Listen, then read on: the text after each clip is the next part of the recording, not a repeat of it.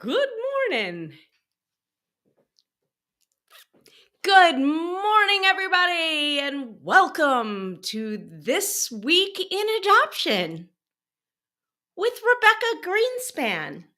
That is me, founder and CEO of RG Adoption Consulting and host of the Adoption Roadmap podcast. Good morning. Here we are, another week, another Thursday. Another week. So, what has gone on in adoption this week? Well, let me tell you in a moment after I drink my iced coffee. Today's iced coffee has a little bit of cinnamon, a little bit of turmeric, a little bit of toffee stevia, and some oat milk. That's how I rolled this morning. So cheers. Okay. I got a call. Good morning, love. I see my nephew on here. Today is the last day of school. Yay! Today is the last day of school for my son. It's a half day, not even. He leaves at 11. I drop him off at 8. He leaves at 11. It's a kickball day. So he got through it, I think. 7th grade behind him, 8th grade going. And I just, coming. And I just want to talk for a second about our kids, especially if they have neurodivergent brains.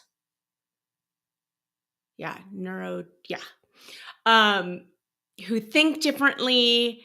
And some schools can accommodate that better than others. He lasted for 4 years in the school he's in, and they couldn't accommodate him as much as need be as the grades got higher. And so we have to make the difficult decision to switch schools, which was a whole thing for me. And I'm telling you that I hear my dog growling downstairs, and I'm wondering what it is. I need a consultant to help walk through, when life isn't smooth sailing, it's like, who do we turn to, right? To guide us, which is what I do for people who are walking through the adoption process and wanting to build their families through adoption. I'm their guide, and I'm realizing more and more, I'm just trying to go to the chat. I'm realizing more and more that we need a guide for everything in our lives. And I'm sure I could find it. But even to find the guide and know that it exists is not always easy. And back to my story about children with neurodivergent brains, we need to advocate with them. We need to recognize, first of all, that some of our kids may learn differently and may have needs that are different than typical children. And many children through adoption are these children that I'm talking about. And so recognizing that they have differences is the first thing. Getting that tested, figuring out what that is, figuring out the tools that can be used to help them. It's not easy, but it's necessary. And, not even talking about how to best parent in these circumstances, because that's a whole nother episode that I am not equipped to lead. But being able to figure out, maybe with your child, when one thing isn't working and you have to make a change. And then figuring out what that change is. And I hope I get it right. I hope we get it right, but we might not. And another change may need to happen, and that's okay. We're kind of wrapping our heads around that. When I say we, it's just me and my son, but he's a teenager now, about to be. And also I just sent an email because I've been listening to a lot of podcasts on ADHD. And I sent an email to his current school, thanking them for the past 4 years and what they've done, and sending them a link to this resource, this doctor whose one of her goals is to create very effective neurodivergent classrooms in schools across the country. Hey, Rebecca, nice to see you. So I sent them that resource, and I hope they appreciate it, because I think that they can do better. And yet what they are there to do, they do very well. So that's my little personal tangent and what I have been dealing with. There are a couple other things that came up amongst our client community, amongst the communities online around adoption. One of them is drug exposure. So I had a client who basically was chosen by an expectant mom who's had all sorts of substance exposure, was using really heavy drugs. And they were really torn because, on the one hand, some of the effects of maybe one drug on its own, but then when you combine them and you hear the how much is being used, it gets really scary. And it's like, what does this mean? What does it mean now? What does it mean long term? So we, thank goodness for my amazing network, we hopped on a call right there. I just three-wayed in Dr. Sarah Silvestri at the adoption doc, and she answered. And I said, "Are you available for a quick consult? I have them on the line." And thank goodness she agreed. Talked them through it. I learned a lot. They learned a lot. They sat with it overnight and decided to move forward. And now they have their baby in their arms and could not be more in love.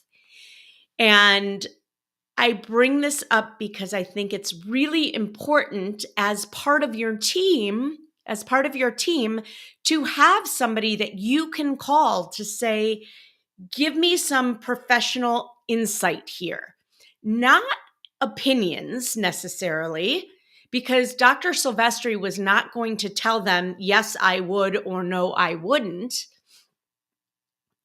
We talked through what some of the outcomes could be with this drug exposure and without this drug exposure. Looking at the fact that it could be the same outcome. Usually we never know, right? And a lot of it has to do with the environment that our kids are growing up in, and nurture versus nature.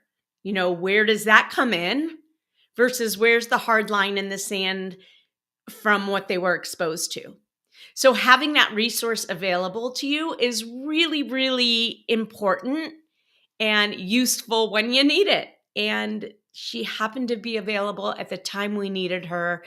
Thank you, Dr. Sarah Silvestri. We'll be having you on soon onto the podcast. And it all worked out. It all worked out. But one of the things she brought up, and I think this is really important, is that for a lot of our kids who have experienced substance exposure, and all of our kids, meaning all of our kids through adoption, have experienced trauma, our kids may be more likely to abuse substances later in life. And so we as parents need to be very cognizant of that and talk to our children and be open with them about the fact that they are more likely to use and what the outcomes could be, what problems they'll run into, what negative effects that could have on their life, and that they need to be very diligent about the knowledge that if they use once, they are more likely to be addicted than maybe their friend who can use once. So we need to be able to have these conversations with our children and not shy away from it, thinking if we talk about it, then they'll use. Not true. We need them to know, here's what your genetic exposure was.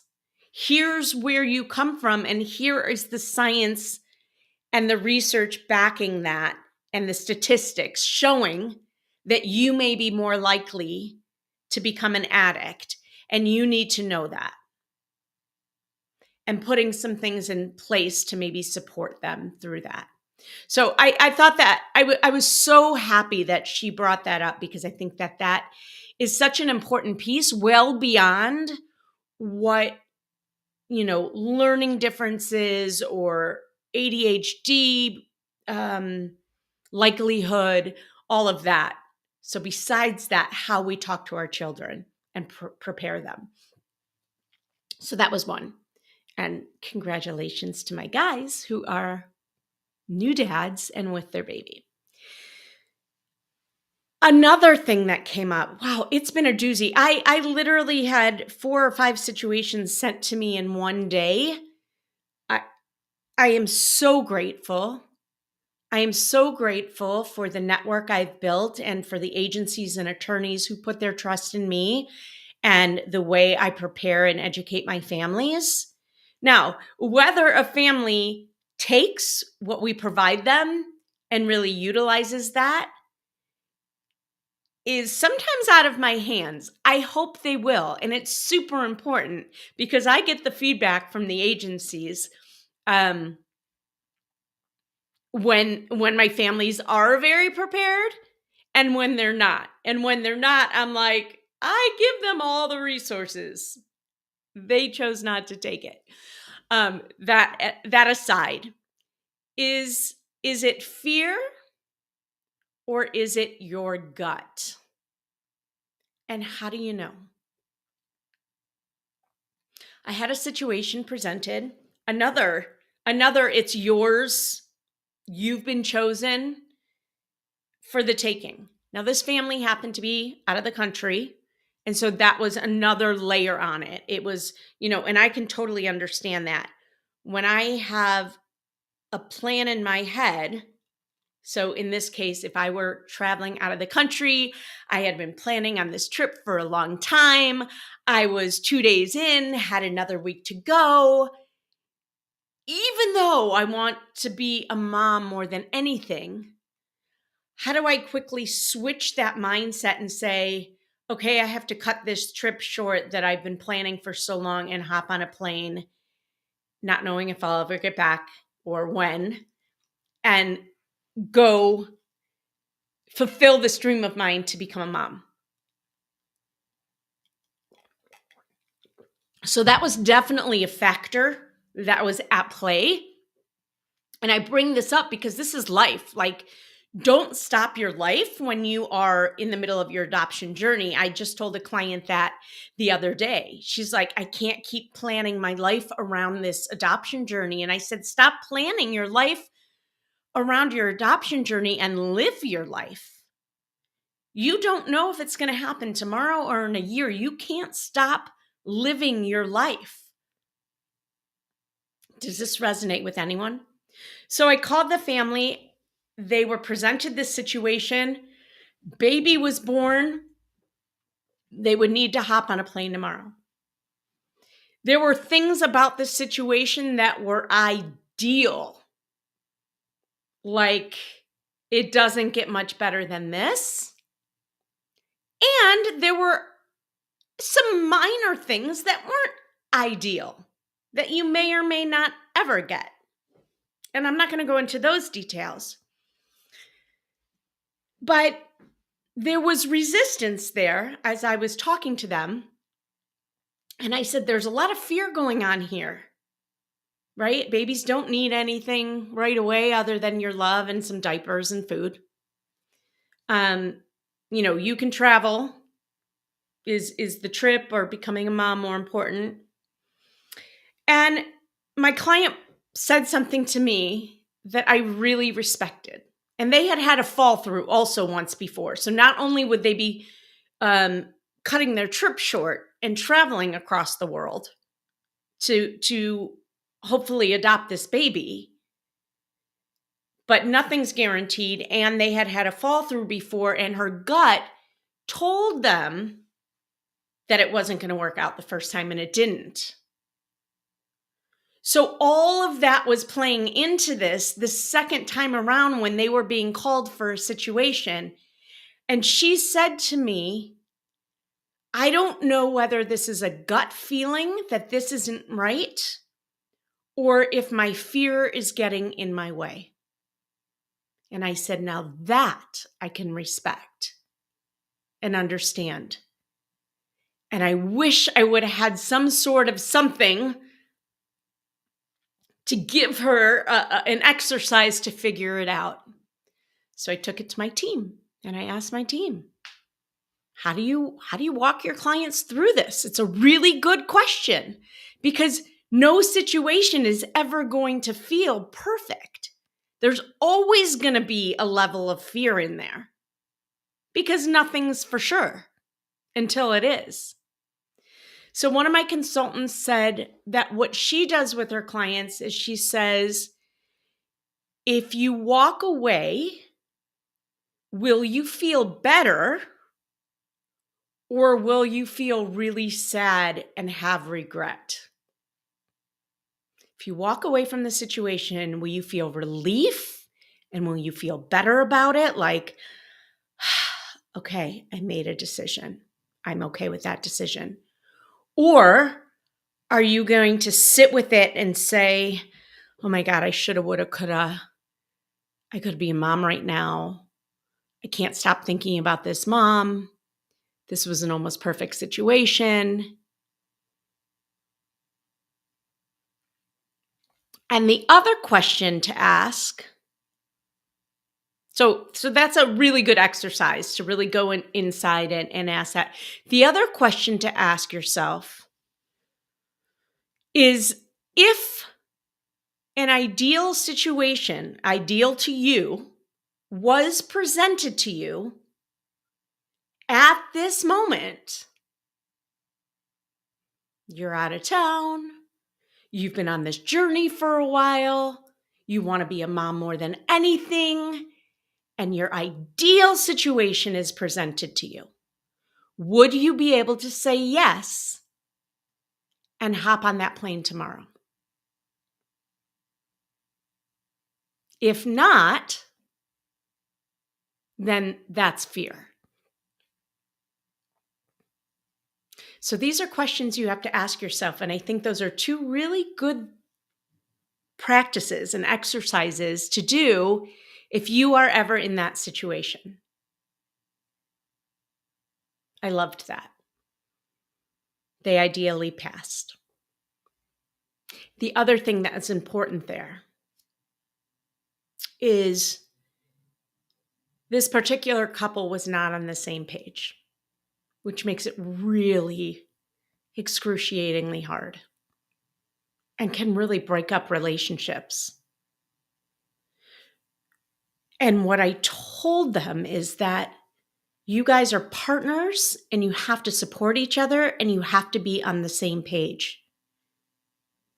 It's important to talk about these things so you know what your ideal situation is, what you'll say yes to, what you won't. If you're in the journey before you travel, know that this could be a possibility and talk about it. Okay, we're going on this vacation. We're taking this vacation. If this situation presents itself, what are we going to do? These are conversations that you don't always think about having, but you need to have because you guys need to be a strong front together. You need to be supportive of each other and have a solid front the whole time. Not always easy. So they will have some work to do to recover from this, I think. But what great lessons.